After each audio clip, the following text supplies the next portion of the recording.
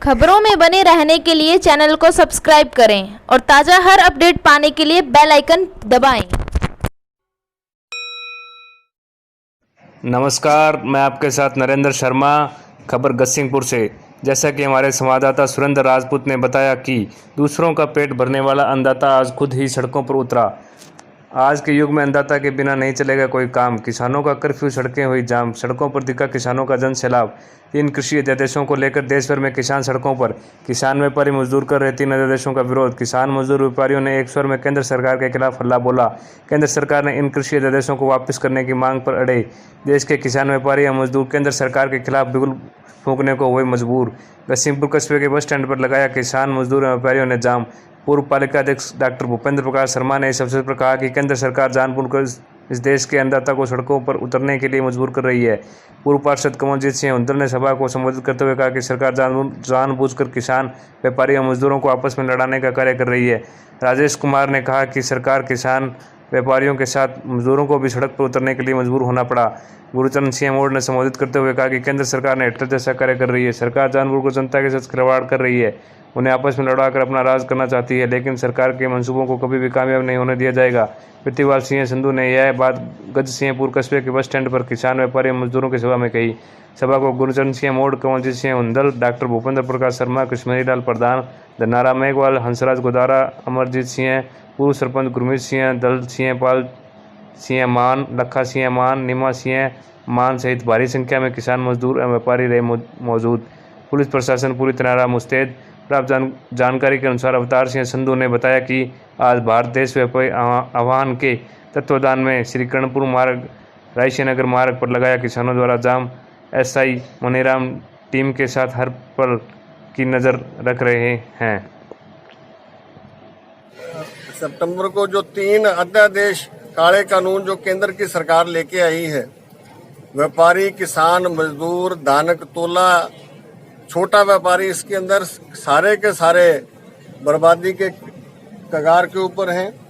और इस अध्यादेश को जैसे केंद्र की सरकार ने लोकसभा, राज्यसभा में, लोकसभा में इनकी मेजोरिटी थी, चलो वहां पे वोटिंग नहीं हुई कोई बात नहीं, लेकिन राज्यसभा के अंदर बगैर वोटिंग के इन लोगों ने जिस तरह से पास किया है। और ये अध्यादेश पहले जब कोरोना काल के अंदर लॉकडाउन था उस वक्त इन्होंने लेके आए। ये अगर आप कानून के सम्मत चलो तो इमरजेंसी का पीरियड हो या देश के अंदर कोई ऐसी आपात स्थिति हो और कोई कानून लाना बड़ा जरूरी हो, उन कंडीशनों के अंदर इस तरह से चोरी छिपके कानून ला के और बाद के अंदर उसको राज्यसभा, लोकसभा के अंदर लेके जाते हैं। लेकिन इन्होंने आज 85% जो लोग गांव, किसान, खेती या खेती के संबंधित उद्योग धंधे या उन उद्योग धंधों के साथ जो रिलेटेड मजदूर, तोला, दानक, ट्रैक्टर ट्राली के और या ट्रक यूनियन के ऑपरेटर जो सारे के सारे खेती के साथ जुड़े हुए हैं, आज उनके साथ एक बहुत बड़ा धोखा किया है। और केंद्र सरकार के उन 3 अध्यादेशों के खिलाफ पूरे भारत के अंदर आज बंद है। उसी के तहत ही मंडी गसिंगपुर के अंदर सारे आप देखो कि सारा मजदूर वर्ग, व्यापारी वर्ग, किसान वर्ग अभी 11 बजने में कोई 10 मिनट बाकी है और कम से कम 200-400 लोग यहाँ एकत्र हो चुके हैं। इसका मतलब कि रोष इतना है। अभी प्रोटेस्ट का पहला प्रोग्राम 20 तारीख को था, ये दूसरा प्रोग्राम है। और केंद्र की सरकार और उनके नेता अगर इस चीज को नहीं समझे तो हिंदुस्तान के अंदर एक प्रलय आ जाएगी। क्योंकि कोई आदमी, ये किसी राजनीतिक दल का, आज मैंने देखा है कि केंद्र सरकार बार बार अटैक कांग्रेस पे कर रही है, लेकिन कांग्रेस तो राज्यसभा, लोकसभा के अंदर एज ए विरोधी पार्टी कर रही थी। लेकिन आज पूरे हिंदुस्तान का मजदूर, पूरे हिंदुस्तान का व्यापारी, पूरे हिंदुस्तान के किसान संगठन, सामाजिक संगठन, धार्मिक संगठन सारे के सारे सड़कों के ऊपर है। नॉर्थ इंडिया की सारी स्टेटें आग लगी हुई है। उन स्टेटों के अंदर वो कोई राजनीति से प्रेरित नहीं है।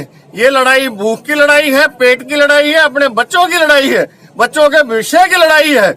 और राजनीति तो बाद की बातें हैं। और मित्रों, मैं ज्यादा लंबी बात नहीं करता हुआ, एक अगर ये डाल देते कि मिनिमम सपोर्ट प्राइस दुनिया ये सोचती थी कि जो मोदी जी बार बार कह रहे हैं कि 2022 के अंदर किसान की आय दुगनी कर देंगे, तो ये करेंगे कि मिनिमम सपोर्ट प्राइस से नीचे कोई फसल नहीं बिकेगी, लेकिन इन्होंने बिल्कुल उल्टा कर दिया।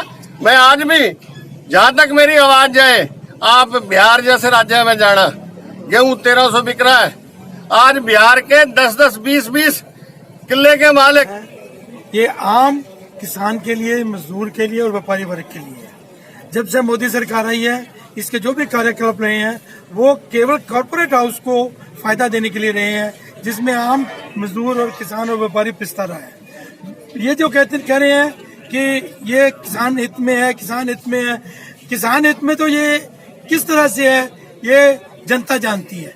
ये किसान के विरोधी है क्या? क्योंकि जब हमने एमएसपी का लागू नहीं किया और एसेंशियल कम्युनिटी एक्ट बंद कर दिया, तो एक व्यक्ति ही या 2-4 बड़े घराने ही इन सब प्रोडक्ट्स को अपने कब्जे में लेके उसका भाव निर्धारण करेंगे। जैसे कि अब तेल का भाव निर्धारण तेल की कंपनियां करती हैं, रोज ही की रोज इंटरनेशनल लेवल पे कच्चा तेल सस्ता होने के बावजूद भी इन्होंने तेल को महंगा कर दिया।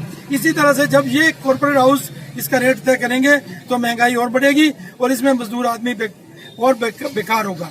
दूसरी बात, मैं एक बात और कहना चाहता हूँ कि अगर हमारा मजदूर वर्ग, व्यापारी वर्ग और किसान वर्ग आज जागृत नहीं होता, तो जिस तरह से 17वें दशक में ईस्ट इंडिया कंपनी ने आके यहाँ पे कब्जा किया था, वैसे ही हिंदुस्तान पे कॉर्पोरेट कब्जा कर लेगा और हमारी आने वाली पीढ़ी को, देश को इन कॉर्पोरेट हाउस से आजाद कराने के लिए एक लड़ाई लड़नी पड़ेगी और उसमें कुर्बानियां देनी पड़ेगी। इसलिए आज ही जागृत होकर इसका विरोध करें और इस काले कानून को रद्द करवाएं। जो चीज आवे वो कहीं जाता तो जो कारपोरेट घराने ਜਿਹੜੇ ਕਾਨੂੰਨ ਅੱਜ ਪਾਸ ਕੀਤੇ ਹੈ ਕਿ ਉਹਨਾਂ ਨਾਲ ਪਹਿਲਾਂ ਤੈਅ ਸੀ, ਇਹ ਸਾਬਤ ਕਰਦਾ ਹੈ ਕਿ ਕੱਲੇ ਅਡਾਣੀ ਨੇ ਪੰਜਾਬ ਅੰਦਰ 7 ਲੱਖ ਟਨ ਧਾਨ ਰੱਖਣ ਦੇ ਗੋਦਾਮ ਬਣਾਣੇ। ਇਹ ਤੋਂ ਪਹਿਲਾਂ ਬਣ ਗਏ। ਜੇ ਕਾਨੂੰਨ ਪਾਸ ਹੋਣ ਦਾ ਉਹਨਾਂ ਨੂੰ ਪਤਾ ਨਹੀਂ ਸੀ ਤੇ ਐਡੇ ਵੱਡੇ ਗੋਦਾਮ ਬਣਾਉਣ ਦੀ ਕੀ ਲੋੜ ਸੀ। ਜੇ ਕਾਨੂੰਨ ਬਣਾ ਕੇ ਜੇ ਕਿਸਾਨ ਹਿੱਤ ਚ ਹੁੰਦੇ, ਦੁਨੀਆ ਦੇ ਇਤਿਹਾਸ 'ਚ ਇੱਕ ਗੱਲ ਆ, ਦੁਨੀਆ ਦੇ ਇਤਿਹਾਸ 'ਚ